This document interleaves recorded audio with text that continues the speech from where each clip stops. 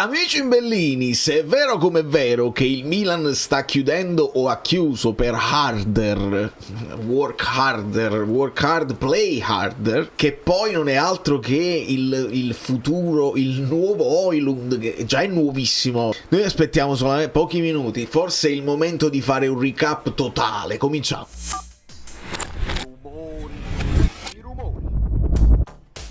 Cosa avrò messo in copertina? È la domanda che mi faccio adesso, perché voglio fare il recap della prima giornata di Serie A e voglio scrivere Milan beffato, onestamente, e potrebbe avere un doppio significato.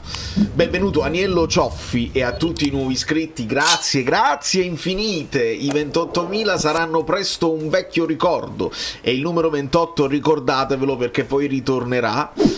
Voi lasciate i like e lasciate pure gli hype. Siete straordinari, i miei video stanno schizzando solo grazie a voi. Pure io sto... quindi con calma, veramente con calma, lo sfizio sarà per voi capire le partite che adesso io vi descriverò, se le ho viste o no.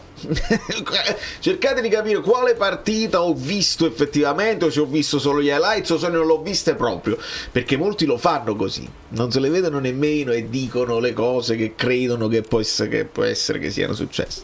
Ci spostiamo un attimo perché io voglio, è un macello, così non si può fare e così non può essere. Allora volevo parlare un attimo di mercato, anche perché è ritornata pesante la voce di Brescianini e non ne abbiamo parlato. Da quello che ho capito, l'Atalanta è interessata a Musa e se riescono a fare Musa potrebbero rinunciare a Brescianini, quindi potrebbe rientrare Napoli in questa situazione. Però Brescianini, che a me piaceva, ricordiamoci quando il Napoli lo stava per prendere, a me sembrava un profilo interessante. Brescianini per il centrocampo, restano questi tre più Quanlu. Adesso su Quanlu qualcuno sta dicendo è fatta, qualcuno sta dicendo si sta raffreddando, quindi non lo so come andrà a finire. Facciamo giusto un reminder per tutti quanti che se vuoi sia Elmas che Brescianini puoi spostare eventualmente Lukaku fuori lista fino a gennaio, non c'è problema, ma devi togliere anche un Mazzocchi. Se togli il Mazzocchi vuol dire che o sei costretto a prendere Quanlu, perché comunque ti stai togliendo un terzino destro, oppure resti con Zanoli che c'ha molto mercato ma che ci stiamo mantenendo perché non si sa mai. Zanoli che ricordiamo può essere utile anche per le liste in Champions. Io terrei presente anche che con l'arrivo di Gutierrez tu tieni anche uno Spinazzola che diventa un jolly effettivo, che ti puoi giocare a sinistra, ti puoi giocare come vice di Lorenzo e ti puoi giocare anche come esterno alto più difensivo. Quindi consideriamo questo nel momento in cui il Napoli decide di fare spazio a quello che è un profilo importante, perché Brescianini come Elmas probabilmente si fa preferire più, io lo so che si fa preferire più da esterno sinistro, da trequartista. Questi quattro centrocampisti molto mobili, Elmas è proprio perfetto per fare questo lavoro.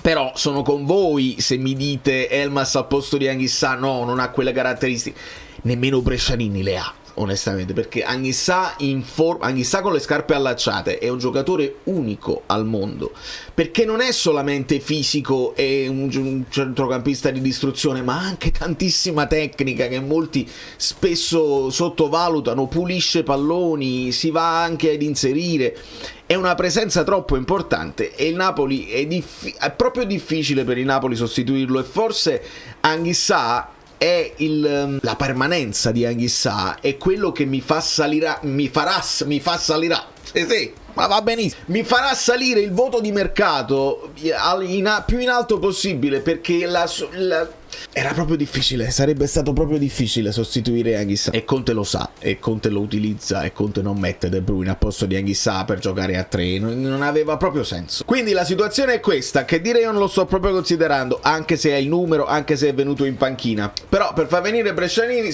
probabilmente si deve sbloccare la situazione Musa all'Atalanta. Per quanto riguarda il ragazzone, io mi sono divertito a ipotizzare anche dei numeri, perché il 9 è preso, l'11 è preso, il 17 che ha utilizzato l'Atalanta è preso, il primo numero qui col Copenaghen che vedo è il 28.000 iscritti, festeggiamo i 28.000 proprio con Højlund.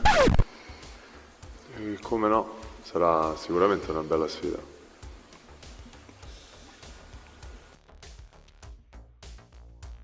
In passato anche il 45, che eviterei perché è un numero ballotelliano, osimeniano, 9-17, 9-17. In nazionale ha avuto anche il 20, il 20 potrebbe essere. Addirittura il numero 10, il 15 che mi fa molto billing, vabbè. Dopodiché io mi sono anche reso conto di una cosa, che non è che l'Inter ha vinto 5-0 e che sono ingiocabili, ma che la Serie A ha deciso completamente di non aggiornare. Io ho aspettato, perché vi ricordate, vi ho detto nell'analisi che il report della Serie A used to be detailed, cioè lo facevano molto più dettagliato con le posizioni medie, i chilometraggi. Qua mettono solamente i gol, le cose, un campetto messo alla meno meglio, in questo caso con il 4-2-3-1. Aspettavo un aggiornamento, non c'è stato. E poi fai conto che volevo fare un confronto tra Diouf e Ngonghe, no? Perché mi devo sentire beffato per Diouf. L'ho visto, insomma, l'Inter... L'ho visto, non l'ho visto, ho visto i highlights, ho visto la partita. Dormivo o ero attento?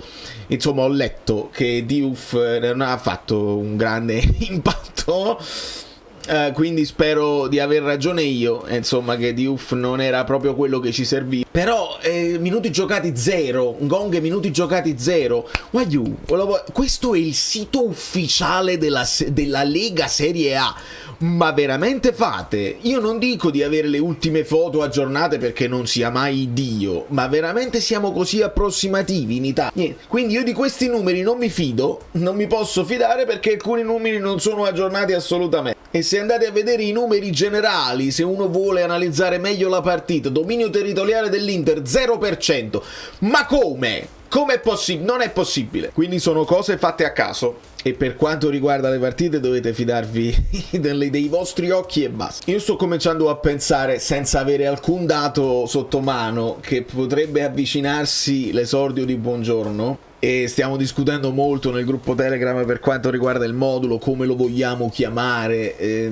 La questione è una: di solito i moduli si descrivono in fase di non possesso, perché è ovvio ed è evidente da quando calcio è calcio che in fase di possesso la gente si muove, e quindi se un Di Lorenzo tu lo vedi qua in fase di possesso oppure sta in sovrapposizione, non è un attaccante, sempre un terzino. Però in fase di non possesso è più facile vedere qual è lo schieramento iniziale, quando ti stanno attaccando, quando ti metti sotto palo. In fase di possesso voi me lo potete chiamare pure difesa a 3, con Lobotka che si inserisce in mezzo ai due centrali e poi gli altri si muovono di conseguenza, ma non lo è. Quindi in fase di possesso io vedo così. Dalle hit map abbiamo visto che McTominay ha fatto a tutti gli effetti l'esterno a sinistra, e quindi abbiamo visto questa roba qua. Di base De Bruyne è il primo che va vicino a Lucca nel primo pressing, ma se la palla viene spostata dall'altra parte lo fa anche Anghissà, e questa roba l'abbiamo imparata da Gattuso, che nel suo 4-3-3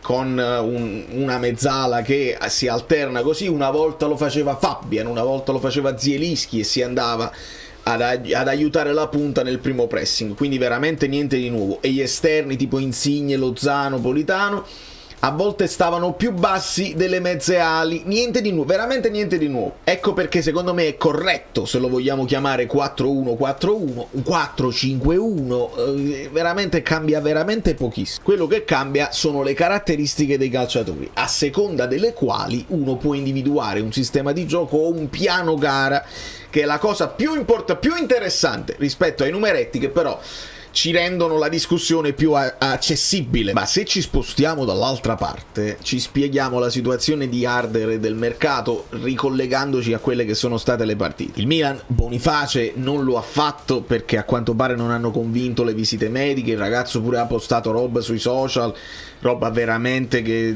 mamma mia, sti calciatori con i social, veramente delle minacce alle immagini anche delle società. Prego il Napoli di continuare a essere molto attento a valutare i profili dei calciatori non solo sul campo ma anche fuori dal campo, perché è importantissimo. Ma insomma, leggendo i vari report su questo Harder, leggono, lo paragonano a Højlund. Totalmente assurdo che il Milan si faccia beffare su... Allora si è fatto beffare, allora è vero che si è fatto beffare. Gli amici Bellini stanno pareando. Un altro amico Bellino me l'aveva mandato così. È lo zigomo che lo differenzia da McTominay, è questo zigomo importante. Comunque mi gasa tantissimo e butta giù le porte e c'ha un potenziale pazzesco. È proprio un bel segnale. Se il Napoli chiude entro domani mi fa anche un piacere, perché domani possiamo fare il video e poi giovedì andiamo live per il sorteggio sulla Champions. Sono molto emozionato per quello. Poi venerdì sarà anche subito antivigilia del Cagliari, e il Cagliari ha messo un po' in difficoltà la Fiorentina, ed ecco come abbiamo fatto il gancio per arrivare a tutto questo. Allora, Genoa-Lecce 0-0. Se andiamo a vedere un pochino anche l'attack momentum, c'è stato un po' più di Genoa, un po' più pressante in questa fase della partita, metà secondo tempo, partita abbastanza equilibrata, ma mi sentirei di dire che ha giocato un po' meglio il Genoa, però Colombo un po' spuntato, cioè la squadra un po' spuntata con Colombo, mentre insomma bisogna capire che fine fa sto Lecce, perché perdono pezzi e quindi va capito se riusciranno. Così alla fine Falcone è sempre il migliore in campo. Da un po' di preoccupazioni. Il Milan beffato perché è l'unica big che stecca pesantemente la prima, la stecca in casa, la stecca con una neopromossa, una di quelle considerate a livello generale candidata alla retrocessione immediata. È chiaro che se vogliamo, non è che hanno subito l'iniziativa della Cremonese, però c'è stato un momento che poi ha portato al primo gol, dove la Cremonese si è buttata e lo ha fatto. Il problema del Milan potrebbe essere questa abbondanza a centrocampo, però non sfruttata bene, perché parliamo di Modric con Ricci che finisce in panchina e Yashari che finisce in panchina. Hai tenuto le due mezze ali, Loftus-Cheek e Fofana, che sono un po' più... Loftus-Cheek in teoria potrebbe anche andare a costruire, però sono un po' più distruttive che di qualità, e Modric risulta quello che meglio si districa al centro di cerchiocampo. Però così stai perdendo un po' le qualità di Ricci, che potrebbe essere lui, secondo me, il regista che può andarsi a prendere il pallone in difesa, e Modric te lo potresti giocare anche mezzala. Lo dico così da amante del calcio che non ha seguito tutto il pre-season del Milan, ma ci sono varie idee. Senza Leao non si cantano messe in questa squadra, e non credo nemmeno che il ritorno di Leao ti fa passare a un altro modulo, perché Allegri stava utilizzando Leao punta insieme a Pulisic, che per alcune partite, per alcune amichevoli hanno pure esaltato, sì, è questo il modo di fare. E poi perdi con la Cremonese e tutti quanti tornano sui loro passi e cominciano a dire: ma quando mai la squadra non è valida, non è colpa di Allegri. Alla fine prendono sto ragazzo, che è un ragazzo, che è giovanissimo e che non è che si può prendere tutto il peso sulle spalle dell'attacco. Vlahovic ci fanno capire che potrebbe anche rimanere alla Juve. Cosa fa un gol? Cosa fa il risultato? Insomma, non ho capito se il Milan è beffato dal non arrivo di Højlund o dall'inizio in campionato, me lo dite voi. Meglio la Roma, che però secondo me, da quello che vedo, anche da quello che ho sentito da uno dei miei youtuber preferiti, che è Tecnica di base, guardate qui, grande impatto nel primo tempo, subito a 1000 per dimostrare la gasperinità e l'impatto di Gasperini sulla squadra. Poi hanno un pochino calato ed è uscito un pochino di più il Bologna, che però non è riuscita a segnare, quindi c'è potenziale. Purtroppo il Bologna perde Immobile per un po' di tempo e resta questa idea di Lukumi che fa una pellecchia e con la testa altrove, ovviamente avendo chiesto la cessione e non essendosi messo d'accordo col Bologna, si ritiene anche responsabile del gol che fa Wesley. E adesso occhio che il Bologna c'è il Como, si può cominciare veramente in salita. Cagliari-Fiorentina ci comincia ad interessare. È vero che il Cagliari la sfanga al 90+4 con un Luperto che incorna su cross di Gaetano, su la rifinitura di Gaetano. tra l'altro gol di Mandrago, quindi tutta roba nostra. Però c'è da dire che guardate il grafico, e il Cagliari è quello là in verde, e quindi c'è stato un momento di grande pressione sulla Fiorentina, che ancora probabilmente deve trovare tutte le distanze giuste, con un modulo che in questo momento vede solo Ken davanti, praticamente zittito da Mina. C'è stata anche un'immagine dove Mina fa il gesto di Ken e Ken glielo imita di nuovo e poi schiaccia il 5 e poi non te lo do, è stata una roba molto simpatica. Ma insomma, 1-1 si può considerare un mezzo passo falso per la Fiorentina, mentre un passo falso intero lo fa la Lazio. Allora, a parte che il Como è forte e lo sapevamo e lo abbiamo messo in preventivo, però guardate qua, proprio non c'è nulla, cioè la Lazio proprio nulla, e abbiamo visto giocatori, li abbiamo visti o non li abbiamo visti? Non lo so. Abbiamo visto giocatori anche un po' arrendevoli, senza reagire più di tanto. Nico Paz, molti continuano a dire subito dopo Dybala, ma possiamo anche smetterla di parlare di Dybala, che oramai ha una certa età, e parliamo di quelli nuovi che ci stanno e che sono impressionanti. E Nico Paz è impressionante per quello che è la sua tecnica. Ecco, parliamo di Nico Paz, parliamo di Yildiz, parliamo di questi qua che da giovanissimi comunque si impongono e hanno personalità, tecnica e anche l'impatto sulla partita senza avere timori, reverenze, senza nessun problema. È pazzesco. Parliamo di offerte che hanno superato i 70 milioni da parte del Tottenham. Il Como insieme al Real Madrid decide di no. Il ragazzo sta bene un altro anno al Como, sa di poter crescere ancora e poi si può giocare le sue carte. Il Real Madrid se lo può riprendere a pochi soldi, può poi sfruttare quella che è una cessione per avere il 50% di quella. Insomma, deve solo decidere il ragazzo che tipo di carriera vuole fare e quando farla. Ma insomma, un assist al bacio, una punizione bellissima, e il Como veleggia di meno l'Atalanta, che però sorride per il ritorno di Scamacca, il ritorno al gol di Scamacca, e vedete quanto poi hanno attaccato senza risolvere un Pisa che insieme alla Cremonese è la vera sorpresa, perché passano in vantaggio propiziando un autogol di Ien, poi l'Atalanta la riacciuffa senza però ribaltarla, e c'è un po' di scoramento, credo, nell'ambiente atalantino. Non so invece che tipo di impatto ha avuto questa sull'ambiente Parma, perché uno si aspetta magari il giovanissimo allenatore che ha delle idee innovative, alla fine si è messo a fare molta difesa e ripartenza, il che ci sta pure, non prendere imbarcate, perché quella fu la fine che fece Pecchia l'anno scorso. Però è veramente poca roba il Parma. La Juve ha avuto vita facile, è espulso Cambiaso, che salta anche l'Inter. Sì, 2 giornate, salta anche l'Inter. David, o meglio David come lui vuole essere chiamato, subito in gol, doppio assist di Yildiz. Il gol di Vlahovic non è banale perché lo fa partire lui, e quindi parte bene la Juve di Tudor. Udinese-Verona, ve lo dico chiaramente che non ho proprio idea, perché ho pensato questa me la risparmio, 1-1 eccetera eccetera. Sembra molta più Udinese che Verona. Giovane, tutto a posto, giovane, e l'Inter è ingiocabile.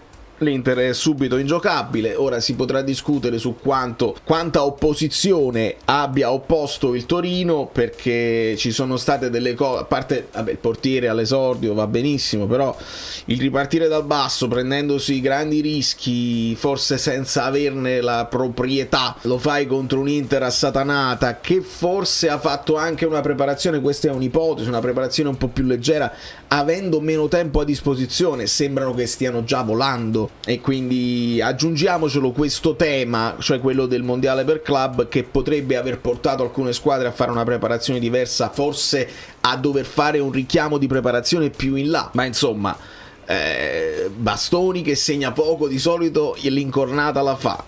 Martinez, sembra quasi che sai poco. Allora, scivolata, approfitta di un erroraccio. Bello l'assist di Susic per il primo gol di Thuram, poi ne fa un altro incornando, e ha segnato pure Bonni. una serie di palloni persi e poi scambi stretti. Insomma, il Torino mi è sembrato molto arrendevole. È stato brutto vedere la faccia di Simeone sconsolata, prendere 5 gol in faccia, non è bello. E lo stesso Ngong, erano partiti titolari entrambi e non mi sembrano entusiasti i tifosi del Torino. L'idea che poi se lo debbano andare a prendere e a riscattare l'anno prossimo, resto in dubbio. Spero che si riprenda, perché Baroni lo conosce molto bene, però anche col Torino hanno lavorato su un modulo, forse si sono reso conto di non poterlo fare, era il 4-2-3-1 in qualche modo. Bisogna ragionare, perché questo non ha funzionato.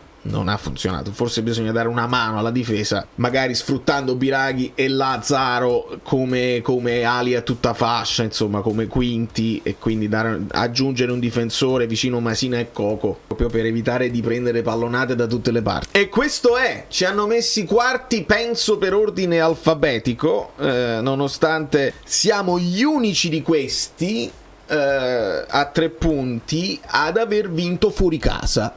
È una curiosità che lascia il tempo che trova. E l'altra curiosità è che sia l'Inter che il Milan hanno giocato in casa, però l'Inter ha vinto, il Milan ha perso, e quindi la Cremonese in Europa League se la gode, e piangono Milan, Bologna e Lazio a 0 punti. La prossima giornata già vede, insomma, la possibilità di qualche allungo, perché al di là di Cremonese-Sassuolo, che potrebbe essere una sfida, uno scontro diretto, Lecce-Milan, il Milan non può fare un altro falso. Bologna-Como è interessantissima, è proprio interessantissima. Parma-Atalanta, Pisa-Roma, Napoli-Cagliari, Genoa-Juventus, Torino-Fiorentina potrebbe essere.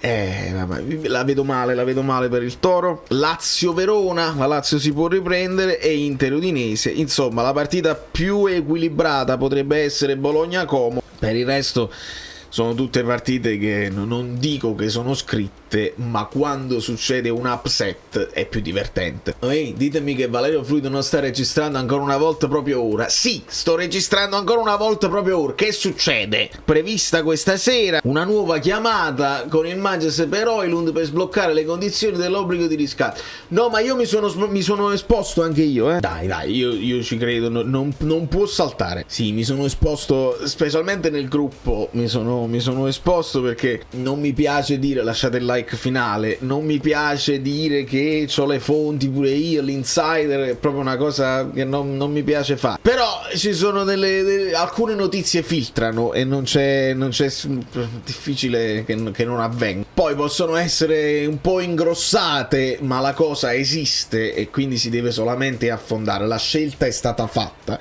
poi adesso è questione di dettagli, e sappiamo che può sempre saltare tutto all'improvviso, però è una pedina troppo importante, non puoi pensare di fare fino alla fine dell'infortunio di Lukaku solamente con Lucca, non lo puoi proprio fare, quindi resto più che fiducioso. Per me è praticamente già fatta, bisogna solo decidere quando ci sarà l'Here We Go e di conseguenza l'ufficialità a seguire. Da New York, Valerio Fluido è tutto, vi abbraccio e vi bacio, lasciate like e scusate se mi sono allargato, questi sono video poi lunghi, voi lasciateli anche in sottofondo, ve li ascoltate mentre fate i piatti, a me va bene lo stesso.